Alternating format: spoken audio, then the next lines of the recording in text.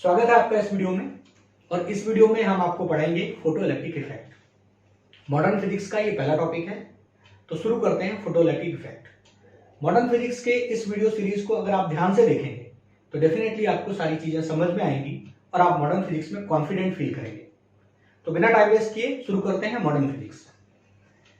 Modern physics का ये जो पहला टॉपिक है फोटो इलेक्ट्रिक इफेक्ट, इसको समझने से पहले थोड़ी सी बातें कर लेते हैं, 1-2 मिनट, ठीक है? फिर इसको शुरू करते हैं।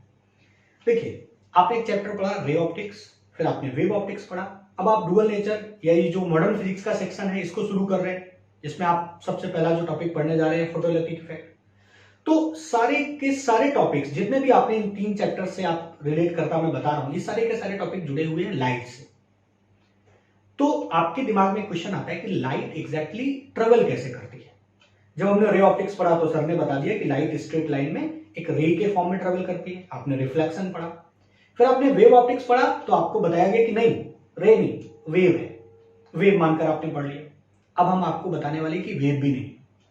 तो फिर एग्जैक्टली है क्या? देखो भाई,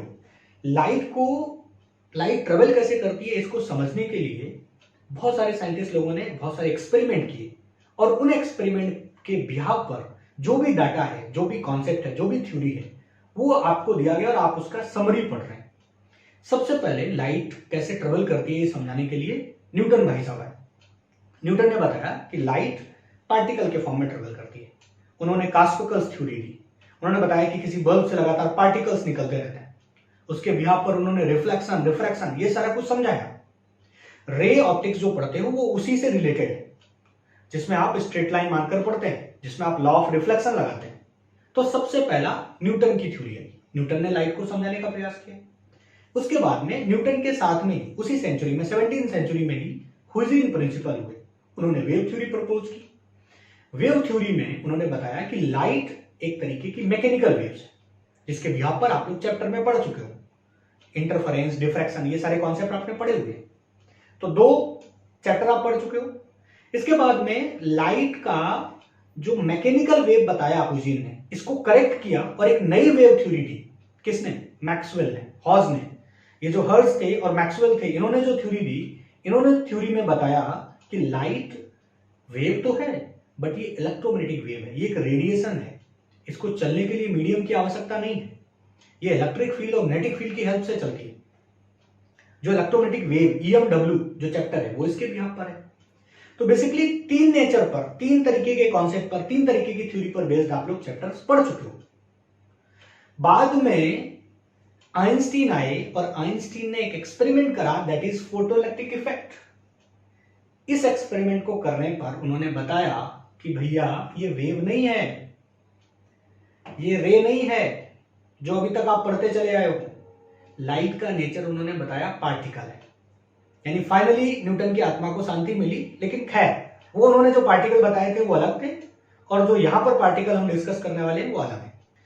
तो फोटो इलेक्ट्रिक इफेक्ट को समझने के लिए आपको लाइट की जिस थ्योरी को पढ़ना है, that is quantum theory of light. तो भाई क्वांटम थ्योरी ऑफ लाइट को सुनो। क्वांटम थ्योरी ऑफ लाइट में प्लैंक ने हमें बताया कि अगर किसी लाइट सोर्स को हम देखें, जैसे यहां पर आप लाइट सोर्स देख रहे हो, तो इस लाइट सोर्स से लगातार एक तरीके के एनर्जी के पैकेट्स निकलते हैं। क्या मतलब है इसका? जैसे आप यहां पर देखिए, इससे लगातार आपको तो ऐसा दिखाई दे रहा है, लेकिन उन्होंने कहा ऐसा कंटिन्यू नहीं है भाई। इसको अगर माइक्रोस्कोपिक लेवल पर देखा जाए तो बेसिकली ये ऐसे कंटिन्यू एनर्जी के पैकेट्स निकल रहे हैं, ऐसे। ये देखिए, ये जो लगातार एनर्जी के पैकेट्स निकल रहे हैं, इन पैकेट का नाम उन्होंने दिया क्वांटा। यहां पर एक पैकेट में बना दे रहा हूं और इसका नाम क्या दिया उन्होंने? क्वांटा। ठीक है?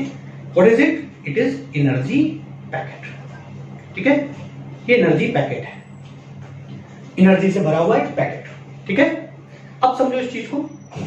ये जो बताया इन्होंने कि क्वांटा लगातार इससे निकल रहे हैं, एनर्जी पैकेट लगातार निकल रहे हैं, इसका नाम उन्होंने एक और रखा, फोटोन। क्या नाम रखा? फोटोन। फोटोन को हम वेव पैकेट भी कह सकते हैं। क्या कह सकते हैं? Wave packet. ये सारे नाम है इसी के, कंफ्यूज नहीं होना। तो सबसे पहला पॉइंट प्लैंक की क्वांटम थ्योरी का क्या है कि लाइट सोर्स, इमेजिन करो कि यहां पर एक बल्ब है और बल्ब से लाइट निकल रही है, तो चारों तरफ क्या निकल रहे हैं? एनर्जी के पैकेट्स निकल रहे हैं। और उसमें से एनर्जी पैकेट जो निकल रहा है उसका नाम क्या है? उसका नाम है फोटोन। ठीक है, अच्छा अब आगे देखिए, आप इस फोटोन के बारे में थोड़ा डिटेल में समझिए।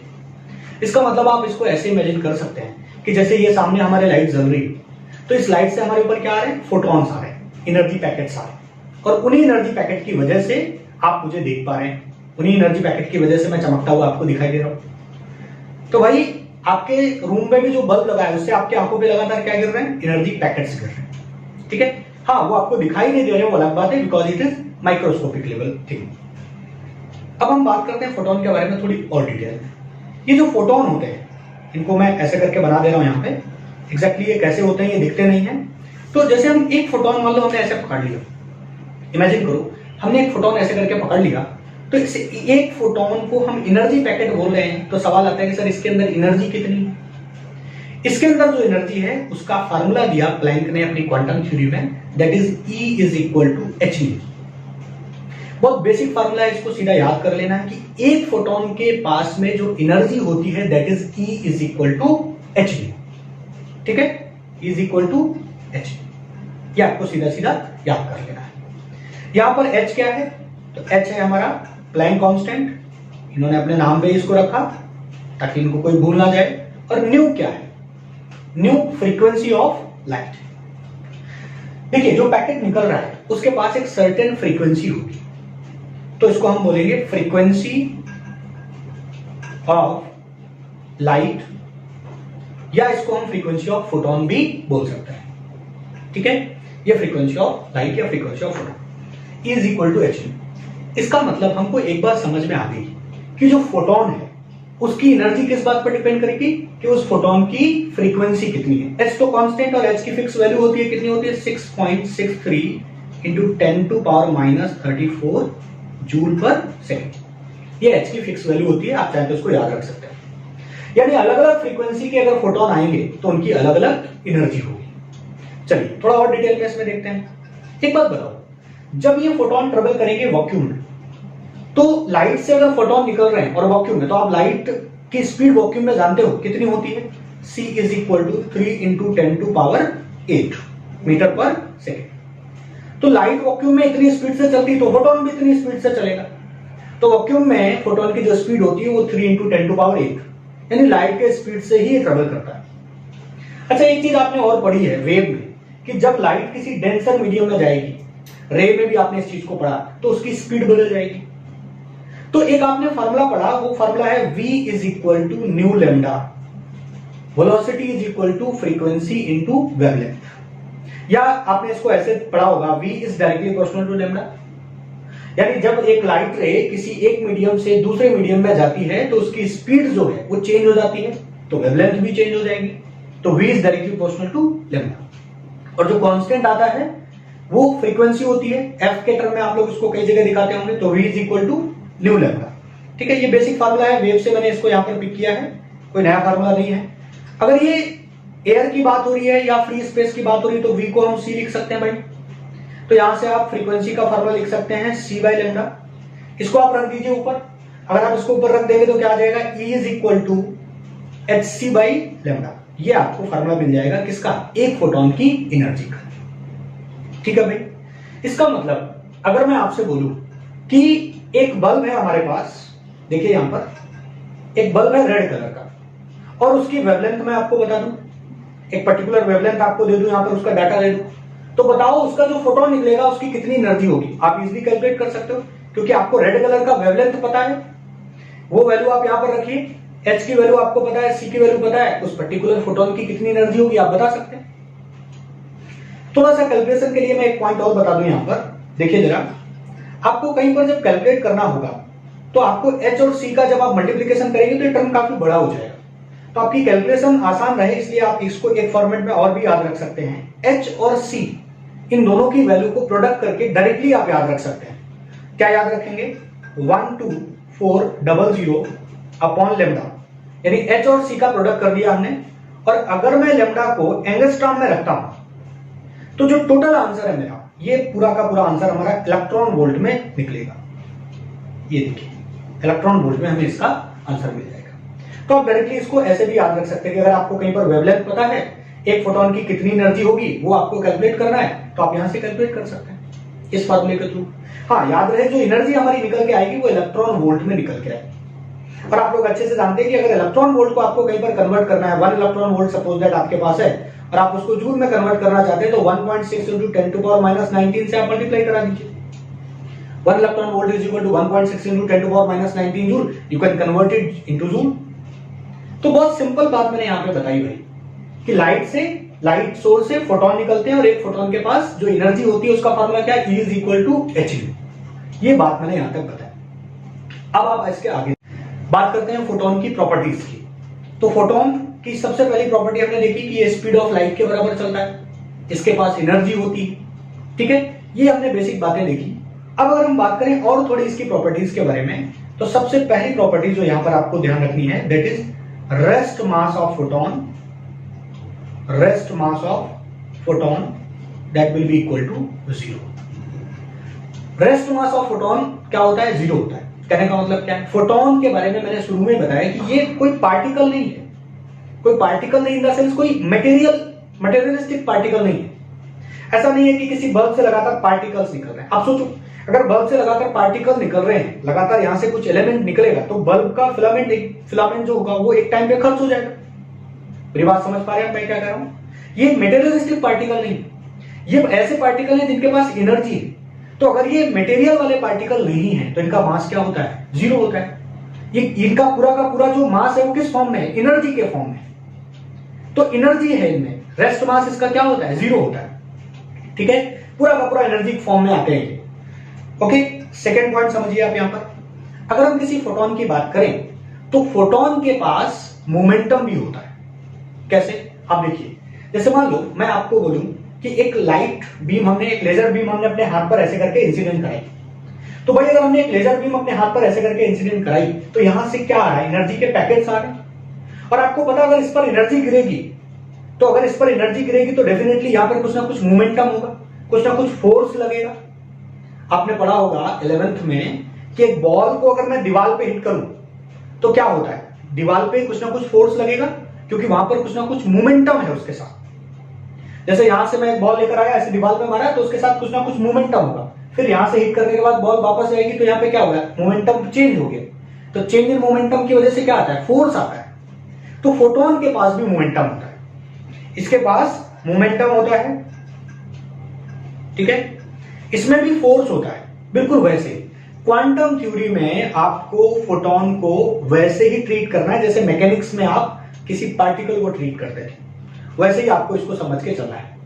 लेकिन ये मास वाला पार्टिकल नहीं है, इस बात का आपको ध्यान रखना है। तो अगर किसी सोर्स से लगातार फोटोन निकल रहे हैं तो अब वो फोटोन जाकर किसी सरफेस पर गिरेंगे तो सरफेस पर मोमेंटम भी एक्सर्ट करेंगे, सरफेस पर फोर्स भी एक्सर्ट करेंगे, सरफेस पर प्रेशर भी एक्सर्ट करेंगे। इसका मतलब क्या है, इसका मतलब ये है कि अगर मैं आपने सन के सामने ऐसे हाथ किया ना तो भाई सन से आने वाली लाइट में क्या आ रहे हैं, फोटोन आ रहे हैं, और फोटोन आपके हाथ पर गिर रहे हैं। तो फोटोन अगर आपके हाथ पर गिर रहे हैं तो ये definitely there will be some change in momentum. अरे ऐसे मानो ना बारिश होती है ना तो आपको लगता है ना फोर्स लग रहा है कि नहीं लग रहा है, आपको हाथ ऐसे होल्ड करने में ताकत लगानी पड़ती। सिमिलरली अगर आपके हाथ पर फोटोन गिर रहे हैं तो आपके हाथ पर फोर्स लग रहा है, and you can calculate it. आपको मैं आगे एक न्यूमेरिकल कराऊंगा इस पर बेस्ड, आप उसको कैलकुलेट भी कर सकते हैं। शायद आपको ये बात जानकर सरप्राइजिंग होगा कि अरे सन से आने वाली लाइट हमारे ऊपर फोर्स लगाती है। हाँ, आपके ऊपर फोर्स लगाती है, उस फोर्स को आप फील नहीं कर पाते क्योंकि उसका अमाउंट बहुत लेस होता है, ठीक है। उसको हम कैलकुलेट करना आपको आगे बताएंगे एक न्यूमेरिकल में कि 1 मीटर स्क्वायर में कितना फोर्स लगाता है सन का रेडिएशन, कितना प्रेशर लगाता है सन का रेडिएशन। चलिए खैर अभी आगे बढ़ते हैं। मैं केवल इतना बताना चाहता था कि photon consist energy, momentum, force, pressure, ये सब कुछ फोटोन के पास होता है। कितना मोमेंटम चेंज होगा you can find out just like जो आप मैकेनिक्स में फाइंड आउट करते थे वैसे आप यहां पर भी फाइंड आउट कर सकते हैं। चलिए आगे बढ़ते हैं हम लोग। किसी फोटोन की अगर हम बात करें एनर्जी की तो basically photon energy frequency dependent है। इस चीज को थोड़ा और डिटेल में आपको आगे चलकर हम बताएंगे। तो यहां पर जो 2 इंपॉर्टेंट प्रॉपर्टीज थी उनको मैंने बता दिया आपको। अब हम लोग आगे बढ़ते। तो भाई किसी फोटोन के पास कितना मोमेंटम होगा उसका फार्मूला आप डायरेक्टली याद कर सकते हैं। बहुत बेसिक फार्मूला है, P is equal to h by lambda. Keep in mind यहाँ P क्या है, हमारा मोमेंटम ऑफ फोटोन है, ठीक है। P is equal to h by lambda. तो अभी तक मैंने लेक्चर में आपको केवल 2 बेसिक फार्मूले बताए, एक E is equal to h nu और दूसरा P is equal to h by lambda, ठीक है। इन बेसिक फार्मूलाज को आपको याद रखना है, ठीक है, इनको आपस में आप रिलेट भी कर सकते हो। कैसे? जैसे E इज इक्वल टू, आपने क्या पढ़ा, देखो जरा यहां पर कहीं आपको फॉर्मेट में लिखना हो तो आपने पढ़ा E is equal to HC by lambda पढ़ा। तो H बाई लेमडा को आप क्या लिख सकते हो? P, तो इसको P इंटू सी भी लिख सकते हो आप। ठीक है, यहां पर P इज इक्वल टू आप क्या लिख सकते हो? E बाई सी भी लिख सकते हो। याद रहे E क्या है? एनर्जी ऑफ फोटोन, और P क्या है यहाँ पर? मोमेंटम है। ठीक है, इसलिए इसको स्मॉल p बना देता हूं मैं, ताकि आप प्रेशर और मोमेंटम में कंफ्यूज ना हो। ये वही मोमेंटम है जो क्या होता था? mv वाला मोमेंटम। ठीक है, इसको मैं लिख देता हूं p is equal to mv, जो आपने मैकेनिक्स में पढ़ा था। ओके, तो बहुत बेसिक फॉर्मूला है, इसको आपको ध्यान रखना है मोमेंटम का, p is equal to h by lambda. Okay, तो चलिए कुछ मैथमेटिकल बातें कर लेते हैं, और इन मैथमेटिकल टर्म को आप अगर ध्यान रखेंगे तो आप आगे आने वाले न्यूमेरिकल्स को इजीली वे में कर पाएंगे। इसलिए जो भी मैं बता रहा हूं उसको ध्यान से सुनिएगा। देखिए, अगर मैं आपसे कहूं कि हमारे पास एक बल्ब है और इस बल्ब को हमने बैटरी से कनेक्ट किया, यहाँ पर देखिए मैं इसको कनेक्ट करके दिखा देता हूँ आपको। इसको मैंने बैटरी से कनेक्ट किया, ठीक है, और हमने इसमें की को ऑन कर दिया। ठीक है, तो ये बैटरी इस बल्ब को एनर्जी देगी, और ये एनर्जी किस फॉर्म में आपको मिलेगी? लाइट के फॉर्म में आपको एनर्जी मिलेगी। और लाइट किस फॉर्म में आती है? आप क्या पढ़ रहे हो इस चैप्टर में? सर लाइट फोटोन के फॉर्म में आती है। तो भाई इससे क्या निकलेंगे? सर फोटॉन्स निकलेंगे, है ना। अब अगर मैं आपसे बोलूं कि भाई आप इस बल्ब को 10 सेकेंड तक देखते रहे, तो उससे बहुत सारे फोटॉन्स आपके पास आए होंगे।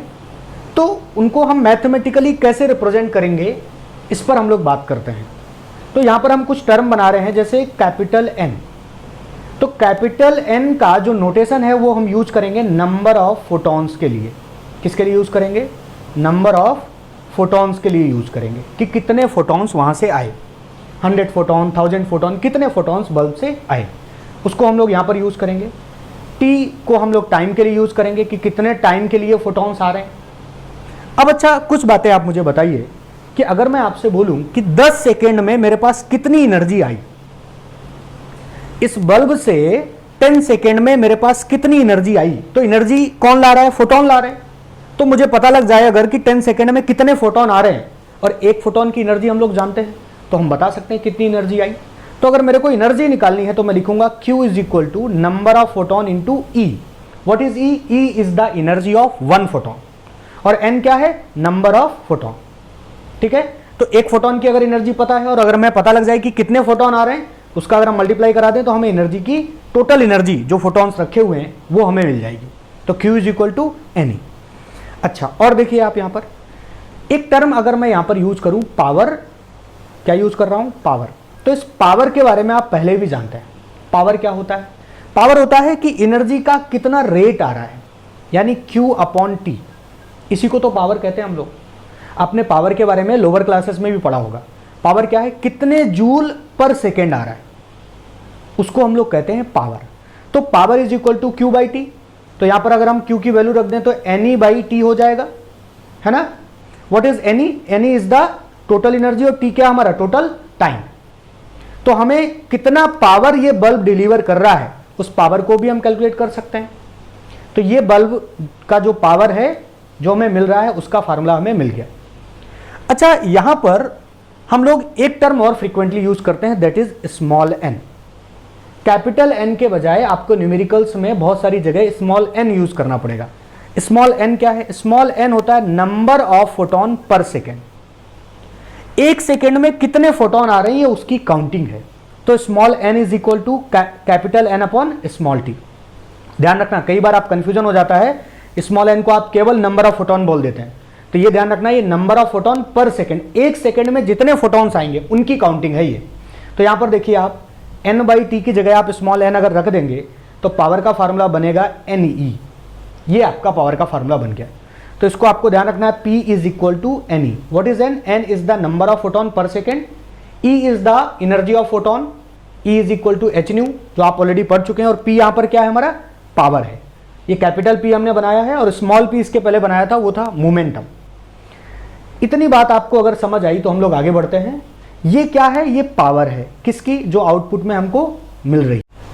एक बात और यहां पर ध्यान रखना, अगर मैं कहूं कि ये बल्ब 100% इफिशियंट है, कैसा है ये? 100% इफिशियंसी वाला है। ठीक है, 100% इफिशियंट। 100% इफिशियंट का क्या मतलब है? 100% इफिशियंट का मतलब है कोई भी लॉस नहीं करता। जितना ये पावर यहां पर बल्ब के ऊपर जितना पावर लिखा है, जैसे 50 वॉट लिखा है, तो ये 50 वॉट की एनर्जी को क्या कर रहा है, रेडिएट कर रहा है बाहर की तरफ। तो अगर बल्ब 100% इफिशियंट है तो बल्ब के ऊपर जो पावर रेटिंग होगी वही पावर रेटिंग इस पावर के इक्वल होगी। ठीक है, अगर इफिशियंसी कुछ और दी जाए क्वेश्चन में, जैसे कहीं पर 50% दे दी जाए, तो आप समझ जाना कि अगर बल्ब के ऊपर 100 वॉट लिखा है तो इसका मतलब वो लाइट के फॉर्म में कितना जाएगा, 50 वॉट ही जाएगा। ठीक है, इस बात का आप लोग ख्याल रखिएगा। खैर न्यूमेरिकल में आएगा तो आप आगे देखेंगे। और न्यूमेरिकल में अगर बल्ब की या सोर्स की इफिशियंसी के बारे में कुछ ना दिया जाए तो आप उसको 100% मानकर ही चलें। आप मानकर चलें कि there will be no loss of energy. ठीक है, चलिए आगे बढ़ते हैं हम लोग।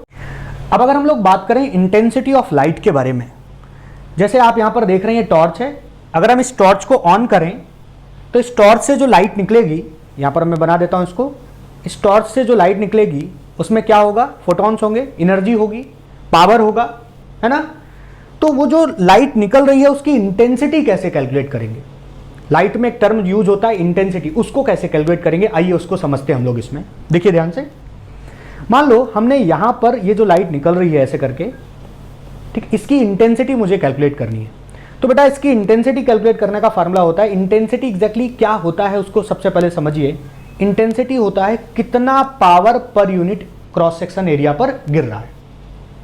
इसको और थोड़े डिटेल में समझिए। इसके यूनिट को अगर मैं बात करूं तो वॉट पर मीटर स्क्वायर। देखिए अगर आपने टॉर्च को ऑन किया तो उससे जो पावर निकल कर आ रहा है वो 1 मीटर स्क्वायर एरिया में कितना पावर गिर रहा है, उसको, उसके मेजर को हम लोग कहते हैं इंटेंसिटी। 1 मीटर स्क्वायर में अगर ज्यादा पावर गिर रहा है, ज्यादा नंबर ऑफ फोटॉन्स गिर रहे हैं, तभी तो पावर ज्यादा होगा, तो वहां इंटेंसिटी ज्यादा होगी। 1 मीटर स्क्वायर में अगर कम फोटॉन्स गिर रहे हैं तो वहां पर इंटेंसिटी कम होगी। तो सीधा सीधा आपको ध्यान रखना है, इंटेंसिटी क्या है, intensity is the measure of power, जो एनर्जी जा रही है ना, उसका जो पावर है, पावर पर यूनिट एरिया। और कौन सा एरिया, जो उसके क्रॉस सेक्शन, उसके जो सामने रखा है। जैसे यहां पर हम बात करें तो यहां पर ये एरिया, ठीक है, जैसे हम यहां पर इसको एक पेपर बना लें ऐसे करके, तो पेपर में यहां पर जो एनर्जी गिर रही होगी, इसका जो एरिया है वो है ए। ठीक है, तो वो जो एनर्जी परपेंडिकुलर उस एरिया पर गिर रही है, जैसे मैंने टॉर्च ऐसे करके लगाया तो यहां इस चीज का एरिया है ये। ठीक है, इसको आप ऐसे भी याद रख सकते हैं, एक तो वॉट पर मीटर स्क्वायर से याद रखें, या अगर मैं वॉट को और खोलूं तो वॉट को क्या मैं जूल पर सेकेंड लिख सकता हूं, तो जूल पर सेकेंड पर मीटर स्क्वायर। तो बहुत सिंपल, आप देखिए यूनिट से ही आपको पता लग रहा है कि कितनी एनर्जी, कितने जूल 1 सेकेंड में उस पर्टिकुलर एरिया पर गिर रहा है। उस चीज के मेजर को हम लोग क्या कहते हैं, इंटेंसिटी कहते हैं। तो इंटेंसिटी का फॉर्मूला ध्यान रखना, I = P/A। ठीक है बेटा, अब देखिए पावर का फॉर्मूला अभी आप रिसेंटली देख चुके हैं, P = NE। तो यहां पर आप देखिए I = NE/A। ठीक है, ये आपको ध्यान रखना है इंटेंसिटी का फॉर्मूला। कई जगह आपको इसको यूज करने को आपको देखने को मिलेगा। यूनिट से अगर आप ध्यान रखेंगे तो आपको याद रखना आसान होगा। फॉर्मूला भी बना लेंगे, वॉट मतलब पावर और मीटर स्क्वायर मतलब एरिया। ठीक है, चलिए आगे बढ़ते हैं हम लोग। अच्छा, ये जो पावर है इसी को हम लोग कहते हैं एनर्जी फ्लक्स। भी कई जगह ये टर्म आपको देखने को मिलेगा। क्या मिलेगा, energy flux, energy per unit area पर सेकेंड, है ना, एनर्जी पर यूनिट एरिया पर सेकेंड। इसका दूसरा नाम क्या है, एनर्जी फ्लक्स भी है। तो नाम से कंफ्यूज नहीं होना, एनर्जी फ्लक्स मतलब इंटेंसिटी की बात हो रही है। ठीक है, चलिए आगे बढ़ते हैं हम लोग। आगे अगर हम बात करें तो हमने आगे जो पॉइंट पिक किया है that is radiation force and radiation pressure. देखिए भाई, अगर मैं इस टॉर्च को ऑन कर दूं तो इससे निकलने वाली लाइट के साथ एनर्जी है, मोमेंटम है, प्रेशर है, तो फोर्स भी तो लगेगा भाई। और मैंने वीडियो में पहले भी आपको बताया है कि सन से आने वाली लाइट आपके हाथ पर फोर्स लगाती है। तो अब टाइम आ गया उस फोर्स के एक्सप्रेशन को समझने का, उस फोर्स के एक्सप्रेशन को कैलकुलेट करने का। और इसके बाद मैं आपको एक डेली लाइफ का एग्जाम्पल भी दूंगा, उससे मैं आपको समझाने की कोशिश करूंगा। खैर अभी हम लोग इसी पर रहते हैं, रेडिएशन फोर्स की बात कर रहा हूं, यानी जो रेडिएशन आ रहा है उससे कितना फोर्स लगेगा, I just want to calculate it. चलिए देखते हैं इसको। मान लीजिए इसको हम केस वाइज सॉल्व करते हैं। केस 1 लेकर मैं इसको बता रहा हूं। सबसे पहले मान लीजिए यहां पर ये लाइट ऐसे करके निकली और ये लाइट जिस सरफेस पर इंसिडेंट हुई जाकर, वो सरफेस परफेक्टली रिफ्लेक्टिंग सरफेस था। कैसा सरफेस था, परफेक्टली रिफ्लेक्टिंग सरफेस था। तो ध्यान से समझिएगा, सारी चीजें आपको समझ में आएंगी। भाई इसके साथ क्या निकल रहे हैं, फोटॉन्स निकल रहे हैं। और फोटोन जाकर अगर परफेक्टली रिफ्लेक्टिंग सरफेस पर गिरेंगे तो ये फोटोन जाकर ऐसे करके टकराएंगे और टकराने के बाद क्या हो जाएंगे, वापस फिर से आएंगे, रिफ्लेक्ट होंगे, क्योंकि बॉडी जिससे टकरा रहा है, जिससे ऑब्स्टिकल है जो, वो परफेक्टली रिफ्लेक्टिंग बॉडी है, तो जाकर वापस आएंगे, जैसे मिरर हो गया हमारा। तो ये फोटोन इस तरह गए, जाकर मिरर से टकराए और टकराने के बाद क्या हुए, वापस आए। इसका मतलब यहां पर आप फोर्स को कैसे कैलकुलेट करें, फोर्स को आप वैसे कैलकुलेट करें जैसे आप मैकेनिक्स में किसी बॉल को किसी वॉल पर मारते थे, किसी गेंद को दीवार पर मारते थे। तो अगर वहां पर इलास्टिक कोलिजन होता था तो क्या होता था, याद करिए, एक बॉल ऐसे गई, टकराई, टकरा के वापस आई। तो कैसे हम लोग कैलकुलेट करते थे, उसी तरह आप यहां पर भी कैलकुलेट करिए। वहां पर जैसे आप फोर्स कैलकुलेट करते थे ना, वैसे ही यहां पर कैलकुलेट करेंगे। आइए देखिए, यहां पर देखो बेटा, यहां पर ये फोटॉन्स जाकर इस पर इंसिडेंट हो रहे हैं। मान लीजिए n नंबर ऑफ फोटॉन इस पर इंसिडेंट हुए, और कितने टाइम में इंसिडेंट हुए, ये टाइम लगा हमारा t। तो भाई अगर n नंबर ऑफ फोटॉन इधर से जा रहे हैं, इंसिडेंट हो रहे हैं, तो इनके साथ मोमेंटम भी जा रहा है। तो मोमेंटम हम लोग यहां पर लिख देते हैं initial momentum, that is momentum का अभी फार्मूला हमने आपको बताया, याद रखना। फोटॉन के साथ जो मोमेंटम होता है that is h by lambda. तो यहां पर कितना हो जाएगा, अगर n है तो nh बाई लेमडा। और ये जो मोमेंटम होगा, जो फोटोन इधर से लेके जा रहे हैं, ये मोमेंटम इनिशियल मोमेंटम होगा, और इस तरफ हम लोग प्लस ले लेते हैं और इस तरफ क्या ले लेते हैं, माइनस। तो ये हो गया हमारा इनिशियल मोमेंटम। टकराने के बाद ये फोटोन वापस आएंगे, तो जो फाइनल मोमेंटम इनके साथ होगा that is minus NH by lambda, क्योंकि टकराने के बाद जब फोटोन्स इधर आ रहे हैं तो निगेटिव साइन हम लोगों को लेना पड़ेगा। देखिए, तो अगर ऐसे फोटोन गए, टकराए और टकरा के वापस आए, तो जाने का मोमेंटम फिर आने का मोमेंटम, तो मोमेंटम में चेंज क्या हम लोग फाइंड आउट कर सकते हैं। तो चेंज इन मोमेंटम क्या होता है, final momentum minus initial momentum by, value रख दीजिए इस पे, तो minus NH by lambda and minus NH by lambda, तो कितना हो गया भाई change in momentum. Change in momentum हो गया sir 2NH by lambda, this is the change in momentum. और अगर कहीं पर जाकर कुछ टकरा रहा है और वहां मोमेंटम चेंज हो रहा है, तो डेफिनेटली इस पर फोर्स लगेगा।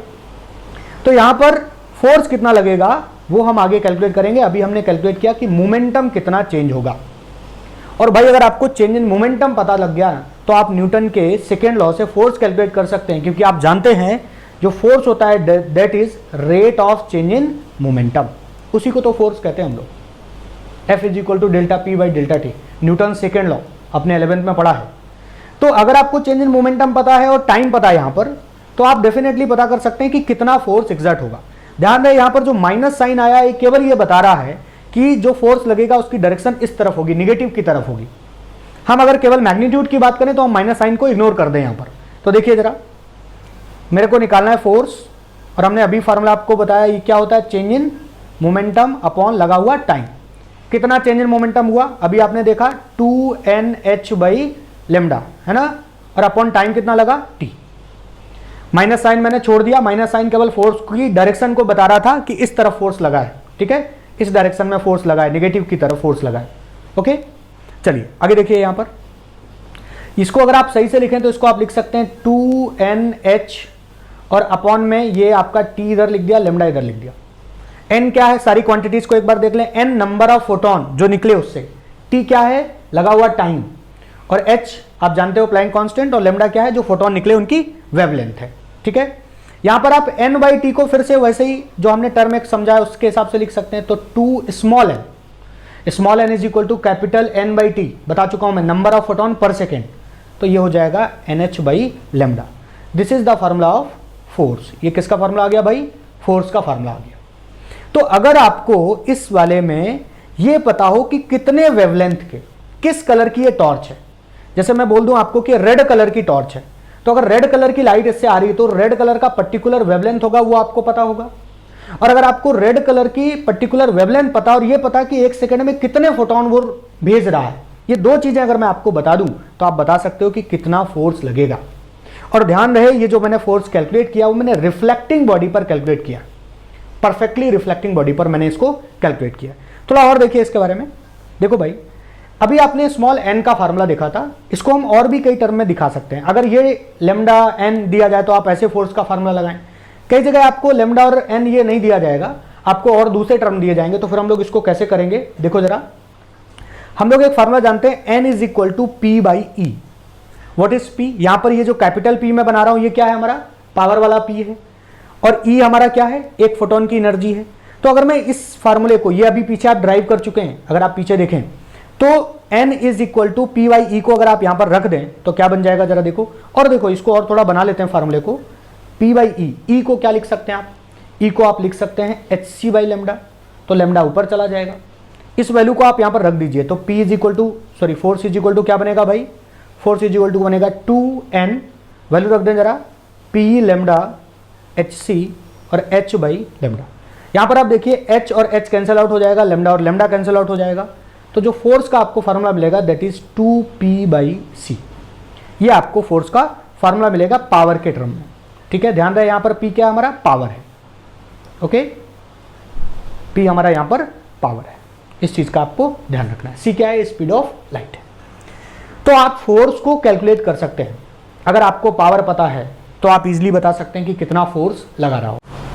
अच्छा, एक केस ऐसा ले लूं जिसमें जो सरफेस हमने सामने रखा था, ये सरफेस हमारा रिफ्लेक्टिंग सरफेस नहीं है।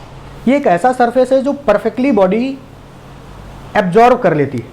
ठीक है, जो भी लाइट आ रही है उसको क्या कर रही है? एब्जॉर्ब कर ले रही है। ऐसा सरफेस है हमारे पास। ठीक है, एक परफेक्ट एब्जॉर्बर की तरह है ये। तो अगर हमारा सामने वाला सरफेस परफेक्ट एब्जॉर्बर होता तो फार्मूला क्या होता? तो देखो भाई, फोटॉन्स इधर से जाते, फोटोन जाते, फोटोन के साथ मोमेंटम जाता। कितना मोमेंटम जाता? NH बाई लेमडा, अगर n नंबर ऑफ फोटोन जाते। और ये सारे के सारे फोटोन क्या होते? इस सरफेस से एब्जॉर्ब हो जा रहे हैं। तो भाई अगर ये सारे के सारे फोटोन इस सरफेस से एब्जॉर्ब हो जाते तो जो वापस आप P फाइनल लिखते थे वो क्या आप लिखते? आप जीरो लिखते। आप देखिए इस पे पीछे वाली स्लाइड में देखिए, यहां पर आप देखिए, यहां पर आप ये वाला टर्म क्या लिखते? जीरो लिखते, क्योंकि जो यहां से रिफ्लेक्ट होकर गए वो रिफ्लेक्ट होकर जा ही नहीं रहे, परफेक्टली एब्जॉर्ब हो गए। तो केवल इनिशियल मोमेंटम ही तो आता। और भाई अगर इनिशियल मोमेंटम आता और फाइनल मोमेंटम क्या आता? आपका जीरो आता। इनिशियल मोमेंटम आता आपका NH बाई लेमडा और फाइनल मोमेंटम आपका क्या आता भाई? जीरो आता, क्योंकि वो एब्जॉर्ब हो गए, रेस्ट में आ गए, एक तरीके से उनकी एनर्जी ले ली है बॉडी ने। ठीक है, तो चेंज इन मोमेंटम कितना आता भाई? तो चेंज इन मोमेंटम आता NH बाई लेमडा। पहले कितना आता था? 2NH बाई लेमडा आता था। तो पूरा का पूरा अगर आप इसको ड्राइव करेंगे तो फोर्स का जो फार्मूला पहले कितना निकला था? पहले निकला था 2p अपॉन सी। अब कितना निकलेगा सर? अब निकलेगा p अपॉन सी, क्योंकि अब 2 वाला जो टर्म है वो कैंसिल आउट हो गया। तो सब कुछ एज इट इज रहेगा, बस वहां पर जो 2 आया था वो 2 यहां पर नहीं आएगा। बस इस चीज का आपको ध्यान रखना है। ठीक है, तो ध्यान रखना, ये बॉडी जिस पर ये रेडिएशन गिर रहा है वो ये बॉडी हमारी कैसी है? परफेक्टली एब्जॉर्बिंग बॉडी है। ये बॉडी को, सॉरी, ये रेडिएशन को क्या कर रहा है? परफेक्टली एब्जॉर्ब कर सकता है। तो सर आप बार बार बोल रहे हो कि सन से आने वाली लाइट जो रेडिएशन आता है वो हमारे ऊपर फोर्स लगाता है, हमें तो आज तक फोर्स महसूस नहीं हुआ। चलिए मैं आपको कैलकुलेट करके बताता हूं कि फोर्स कितना लग रहा था, है ना। जो भी आपने अभी तक पढ़ा, जो भी आपने अभी तक फार्मूले देखे, उन सारे फार्मूलों को कैसे यूज करना है उसको हम एक डेली लाइफ के एग्जांपल से रिलेट करके आपको बताने की कोशिश कर रहे हैं, ताकि आप चीज़ों को समझ पाएं, फील कर पाएं। देखो ये सन है, ठीक है, और सन से क्या आ रहा है भाई? रेडिएशन आता है। ठीक है, ये कोई खड़ा है यहाँ पर, अपना रामलाल यहाँ पर खड़ा है, ठीक है, बढ़िया मुस्कुरा रहा है। इसने सन के सामने ऐसे लाइट की, सॉरी हाथ किया ऐसे, तो सन से क्या आ रही? लाइट आ रही है। इसके ऊपर यहाँ पर फोर्स लगेगा। कितना फोर्स लगेगा सर? कैलकुलेट करके बताओ। तो मैं जनरल डाटा ले लेता हूं आपको। देखो क्या डाटा है यहाँ पर। सन से जो रेडिएशन आता है उस रेडिएशन की इंटेंसिटी होती है अप्रोक्सीमेटली 1400 वॉट पर मीटर स्क्वायर। यानी 1 मीटर स्क्वायर पर कितने वॉट की एनर्जी गिरती है? 1400 वॉट की एनर्जी गिरती। समझ पा रहे हैं? सन का जो पावर है वो कितना है? 1400 वॉट है। आपके बल्ब 100 वॉट 50 वॉट के, उसका 1400 वॉट पावर है। ठीक है, और 1 मीटर स्क्वायर में 1400 जूल पर सेकेंड की एनर्जी उस गिराता है सन। ये जनरल डाटा है, अप्रॉक्सीमेट डाटा है। सन से आने वाली लाइट की जो वेवलेंथ होती है दैट इज अप्रॉक्सीमेटली 6000 एंगस्ट्रॉम। ठीक है, इस रेडिएशन को सन हमारे हाथ पर गिरा रहा होता है। ठीक है, अब देखिए आप यहां पर हमें निकालना है फोर्स, कि भाई साहब हाथ पर फोर्स कितना लगेगा। तो आप देखिए फोर्स का फार्मूला अभी आपने देखा कि अगर मैं आपसे कहूं कि हमारा हाथ परफेक्टली एब्जॉर्बिंग बॉडी है, ये जितने भी लाइट आता है उस लाइट को क्या कर ले रहा है? एब्जॉर्ब कर ले रहा है। तो फोर्स का फार्मूला क्या निकला था? P बाई सी निकला था। P क्या था? पावर था, है ना। तो यहां पर पावर कितना दे दिया? इंटेंसिटी क्या होती है? इंटेंसिटी होती है सर पावर अपॉन एरिया। तो पावर, केवल पावर की वैल्यू को अगर हम देखें तो पावर कितना है हमारा 1400 है, तो यहां पर आप वैल्यू रखिए, ये 1400 हो गया सर, अपॉन सी की वैल्यू 3 इंटू 10 टू पावर 8। इस फोर्स को अगर आप कैलकुलेट करेंगे, ठीक है, अभी मैं यहां पे न्यूमेरिकल वैल्यू एग्जैक्टली कैलकुलेट करके नहीं बता रहा हूं, अगर आप इस फोर्स को कैलकुलेट करेंगे तो आप देखेंगे कि जो फोर्स हमारा निकल के आया उस फोर्स की वैल्यू कितनी लेस आएगी। देखियो कैसे, आप इसको सॉल्व करिए तो that is approximately equal to, ये बनेगा आपका 4 point something into 10 to power -6, ठीक है। तो इतने न्यूटन का फोर्स, एग्जैक्ट वैल्यू आप कैलकुलेट कर लीजिए कैलकुलेटर से, या आप कैलकुलेट कर लें, अभी टाइम नहीं है, हम आगे बढ़ते हैं। तो यहां पर जो फोर्स है that is F is equal to 4 into 10 to power -6 newton. सोचो हाथ पर 10 टू पावर -6 न्यूटन का फोर्स गिर रहा है। 10 टू पावर -6 कितना छोटा अमाउंट है, 0.00000 है ना, 6 तक करते चले जाए, इतना छोटा फोर्स लग रहा है। इतना फोर्स महसूस हो, तुमको महसूस होता है जब 1 न्यूटन 2 न्यूटन 10 न्यूटन लगता है, तब तुमको महसूस होता है ना। इतना छोटा फोर्स भाई पता ही नहीं चलेगा, लेकिन सन ये फोर्स लगाता रहता है, उस रेडिएशन का फोर्स है ये हमारे ऊपर, है ना। तो भाई आपको ये बात तो समझ आ गई होगी कि सन हमारे ऊपर फोर्स, सन से आने वाला रेडिएशन हमारे ऊपर फोर्स लगाता है। और तुम सोचो ये तो सन का है, अगर तुम बल्ब से आने वाली लाइट का रेडिएशन का फोर्स कैलकुलेट करो तो उसका तो पावर और भी कम है, तो अगर पी की वैल्यू और कम होगी तो फोर्स का वैल्यू तो और भी कम होगा। इसका मतलब कमरे में इधर उधर जो लाइट लगी है वो मेरे ऊपर जो फोर्स लगा रही है वो 10 to power minus approximately 10 to power -8 में जाएगा, 10 टू पावर -10 न्यूटन में जाएगा। तो भाई 10 टू पावर -10 न्यूटन के ऑर्डर में अगर आपके ऊपर फोर्स लगे तो ये फोर्स तो आपको समझ में ही नहीं आएगा। बात समझ आई कि नहीं आई? आई होप आपको यहां तक बात समझ में आई होगी। चलिए इस डाटा को मैं मिटा देता हूं और कुछ बातें और आपसे पूछता हूं यहां पर। जैसे मान लो इसी क्वेश्चन में मुझसे पूछे कि आप ये बताओ कि जो फोटोन आ रहा है, एक जो फोटोन यहां पे आ रहे हैं, ऐसे फोटोन्स आ रहे हैं, है ना, इसमें एक फोटोन की एनर्जी को कैलकुलेट करो। तो भाई अगर एक फोटोन की एनर्जी को कैलकुलेट करना है तो मैं बहुत सिंपल चीजें जानता हूं, E इज इक्वल टू क्या होता है, एच न्यू, और E इज इक्वल टू हम लोग पढ़ते हैं SC बाई लेमडा, न्यू की जगह C बाई लेमडा लिख देते हैं।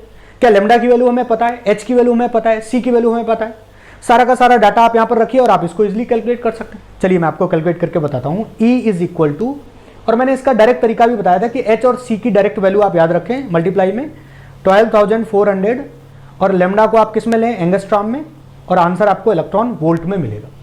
तो यहां आप सीधी सीधी वैल्यू रख दीजिए इसमें, तो 12,400 अपॉन 6,000, इसको आप सॉल्व करेंगे तो जो आंसर आपको मिलेगा वो किस में मिलेगा, इलेक्ट्रॉन वोल्ट में मिलेगा।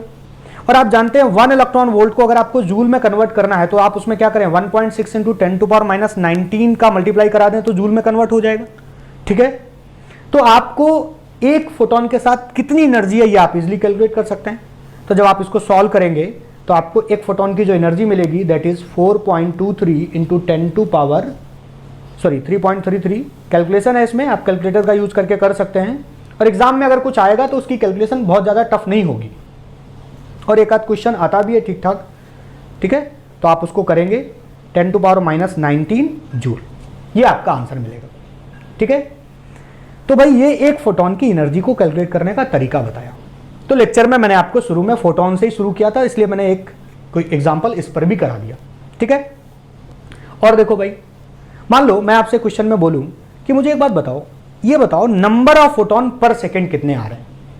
क्या मैंने क्वेश्चन पूछ लिया, number of photon per second, एक सेकेंड में कितने फोटोन आपके हाथ पर गिर रहे हैं। तो भाई number of photon per second आपसे पूछा गया तो आप कई सारी चीजें देख चुके हैं अभी अभी तुरंत। क्या देखा है आपने अभी तक? देखा N is equal to P by, क्या देखा भाई, N is equal to P by E, देखा एक फार्मूला, है ना।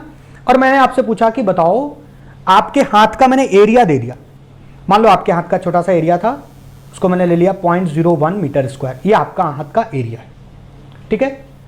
और हमें निकालना है इस हाथ के एरिया पर, इस पर्टिकुलर एरिया पर कितने फोटोन गिर रहे हैं एक सेकंड में, यानी स्मॉल n की वैल्यू मेरे को चाहिए। तो यहां पर ये फार्मूला आप लोग जानते हैं, बहुत बेसिक फार्मूला है, अभी मैंने आपको बताया है, n is equal to P by E, ठीक है। अब यहां पे हमें p तो नहीं पता बट हमें i पता है, तो i इज इक्वल टू हम लोगों ने एक फार्मूला पढ़ा p बाई ए होता है, तो p इज इक्वल टू क्या हो जाएगा, आई ए हो जाएगा। इस वैल्यू को अगर आप ऊपर रख दो तो n इज इक्वल टू क्या आ जाएगा, I A upon E. And what is E? E is the energy of one photon, और I क्या है, इंटेंसिटी, आपको गिवन है यहां पर। एरिया, हाथ का एरिया कितना है वो आपको यहां पर रखना है। अगर आप सारी वैल्यू यहां पर रखेंगे तो आपको नंबर ऑफ फोटोन मिल जाएंगे। अब बस सिंपल सी वैल्यू रखनी है भाई, और नंबर ऑफ फोटोन जब आप कैलकुलेट करेंगे that is approximately equal to 10 to power 19। ये आपका लगभग ऐसे डाटा आएगा, करके आप देख लीजिए। अभी ये नहीं करते हैं, आगे बढ़ते हैं हम लोग। तो भाई आप नंबर ऑफ फोटोन भी कैलकुलेट कर सकते हैं कि कितने फोटोन एक सेकंड में गिर रहे हैं। मान लो मैं आपसे नंबर ऑफ फोटोन पर सेकंड ना पूछूं, मैं आपसे पूछूं ये बताओ 1 घंटे में कितने नंबर ऑफ फोटोन आपके हाथ पर इंसिडेंट होंगे। ये बात अगर मैं आपसे पूछ लूं तो मैंने आपको टाइम दे दिया कि भाई 1 आवर में आपके हाथ पर कितने नंबर ऑफ फोटोन इंसिडेंट होंगे।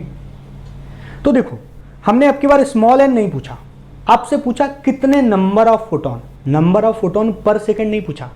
बहुत बच्चों को ये कंफ्यूजन रहता है, इसलिए इस चीज को मैं बार बार बोल रहा हूं, इसको आप क्लियर रखिए। तो नंबर ऑफ फोटोन पर सेकंड ना पूछ के मैंने क्या पूछा, यहां पर मैंने स्मॉल एन ना पूछ के कैपिटल एन पूछा है। और आप जानते हो small N is equal to capital N by T. तो अब की बार मैंने टाइम दे दिया है, कैपिटल एन की वैल्यू पूछ ली आपसे, तो आप कैसे कैलकुलेट करेंगे। आप जानते हैं small N is equal to P by E, और स्मॉल एन की जगह क्या रख सकते हैं, कैपिटल एन बाई टी रख सकते हैं। तो capital N is equal to क्या हो जाएगा, P into T by E. ठीक है, पावर को आप कैलकुलेट कर सकते हैं, जैसे अभी आपने पावर यहां से निकाला था। इंटेंसिटी इज इक्वल टू क्या होता है, पावर अपॉन एरिया, तो यहां से आपको मल्टीप्लाई करके आपको मिल जाएगा, है ना। एरिया आपको हाथ का गिवन रहेगा कि कितना किस एरिया पर निकालना है, 1 मीटर स्क्वायर में निकालना है या 0.01 मीटर स्क्वायर में निकालना है, तो सिंपली आप इसको कैलकुलेट कर सकते हैं। तो आपने इस एग्जांपल से ये समझा कि डेली लाइफ में किस तरह से सन से आने वाले रेडिएशन से हमारे ऊपर कैसे फोर्स लगता है, कैसे कितने नंबर ऑफ फोटॉन्स आते हैं, एक फोटोन की एनर्जी क्या होती है, ये सारी चीज़ें हम लोग मैथमेटिकली इसको कैलकुलेट कर सकते हैं। ठीक है, तो आई होप आपको ये एग्जाम्पल समझ में आया होगा। हाँ, एक चीज़ यहाँ पर रह गई, सॉरी, यहाँ पर एक पॉइंट रह गया, रेडिएशन प्रेशर। तो कहीं कहीं आपको प्रेशर भी कैलकुलेट करना होगा फोर्स के बजाय। और भाई आप जानते हो कि अगर किसी सरफेस पर फोर्स लग रहा है तो प्रेशर भी लग रहा होगा। और प्रेशर क्या होता है बताओ जरा। तो सिंपल सी बात है सर, प्रेशर होता है फोर्स अपॉन एरिया। ठीक है, फोर्स अपॉन एरिया को ही तो हम बोलते हैं। तो बेटा अगर आपको कहीं पर फोर्स कैलकुलेट करना आता है, फोर्स का फार्मूला आपको लिखना आता है, ये आपने फोर्स का फार्मूला लिखा और इसमें आप एरिया से डिवाइड कर दें दोनों तरफ, तो यही फोर्स का फार्मूला क्या बन जाएगा, प्रेशर का फार्मूला बन जाएगा। ध्यान रहे, प्रेशर को दिखाते समय इसको पी से मत दिखा देना, क्योंकि पी से आप पावर दिखा चुके हो, मोमेंटम दिखा चुके हो, तो इसको दिखाते समय या तो आप ऐसे दिखा देना, ठीक है, कुछ अलग दिखाना इसको। तो प्रेशर क्या होगा, फोर्स अपॉन एरिया। तो कहीं पर अगर आपको रेडिएशन का प्रेशर निकालना हो तो फोर्स निकाल के उसको एरिया से डिवाइड कर देना, सिंपल सा, और कोई चेंज नहीं होगा। ठीक है, ऐसे उसका फार्मूला क्या बन जाएगा, 2p अपॉन सी, और एरिया बस डिवाइड कर देना। ओके, तो आई होप आपको वीडियो अच्छा लगा होगा, समझ में आया होगा। इसको डेली लाइफ से अगर आप रिलेट करके देखेंगे तो डेफिनेटली आपको मजा आएगा। एक क्वेश्चन दे रहा हूं वीडियो को एंड करने से पहले, आप स्क्रीन पर इस क्वेश्चन को देखिए। इस क्वेश्चन में दिया है कि हाउ मेनी फोटॉन्स, फोटोन की वेवलेंथ दी गई है, must strike totally reflecting screen. याद रहे जिस पर ये इंसिडेंट हो रहे हैं वो टोटली रिफ्लेक्टिंग है। तो टोटली रिफ्लेक्टिंग में क्या होता था, 2 आता था। ठीक है, पर सेकेंड, टाइम की वैल्यू पर सेकेंड यहां पर दी है। तो how many number of photon striking totally पर सेकेंड, तो यहां पर आपको number of photon per second पूछा गया है, यानी स्मॉल एन की वैल्यू पूछी गई आपसे। ठीक है, केवल नंबर ऑफ फोटोन पूछता, पर सेकेंड बात ना करता, तो फिर हम कैपिटल एन लेते, फिर वो टाइम आपको वहां पर कुछ ना कुछ देता। तो इस क्वेश्चन में स्मॉल एन की वैल्यू पूछी गई है और नॉर्मली इंसिडेंट हो रहा है, और फोर्स की वैल्यू दे रखी है हमको कि फोर्स कितना लगेगा, 1 न्यूटन का फोर्स लगाएगा। ठीक है, ये आपसे पूछा गया कि भाई अगर 1 न्यूटन का फोर्स लगाए तो कितने नंबर ऑफ फोटॉन्स गिरने चाहिए। जैसे अभी आपने सन के केस में देखा कि 10 टू पावर 19 लगभग हमारे हाथ पर फोटॉन गिर रहे थे। तो मैं अगर आपसे पूछूं कि भाई उससे तो बहुत कम फोर्स लगा, तो अगर मैं 1 न्यूटन का फोर्स चाहता हूं तो कितने नंबर ऑफ फोटॉन गिरने चाहिए। सोचो, अगर आपको पता लग जाए कि इस हाथ में 1 न्यूटन का फोर्स मेरे को लगाना है, कितने नंबर ऑफ फोटॉन गिराने हैं, तो आप उतनी इंटेंसिटी की लाइट इस पर अगर गिराएंगे तो इसको धक्का लगेगा ऐसे। तो वही यहां पर आपको क्या कैलकुलेट करना है, इस क्वेश्चन में आपको कैलकुलेट करना है number of photon per second, और फोर्स की वैल्यू आपको गिवन है। ऑलरेडी क्वेश्चन में आपको लेमडा भी गिवन है, lambda is equal to 6600 nanometre. इसको आप मीटर में कन्वर्ट कर लेंगे 10 टू पावर -9 का मल्टीप्लाई करा के। आपको फोर्स गिवन है, नंबर ऑफ फोटोन निकालें। तो इतना डाटा आपको क्वेश्चन में दिया गया है। अब आपको सोचना है कि आपको कौन सा फार्मूला लगाना है ताकि आपका स्मॉल एन की वैल्यू आपकी निकल आए। ठीक है, आपने फोर्स के फार्मूले पढ़े हुए हैं उसमें स्मॉल n को कैसे लिखा गया था, वहाँ से आप फार्मूले को पिक करिए, यहाँ पर अप्लाई करिए और मेरे को कमेंट बॉक्स में आप इसका आंसर बताइए। आया हुआ क्वेश्चन है और आप कर लेंगे अगर आपने इस वीडियो को पूरा ध्यान से देखा होगा। Thank you for watching. मिलते हैं नेक्स्ट वीडियो में। नेक्स्ट वीडियो में हम लोग इसके आगे के पार्ट को कवर करेंगे। Thank you for watching.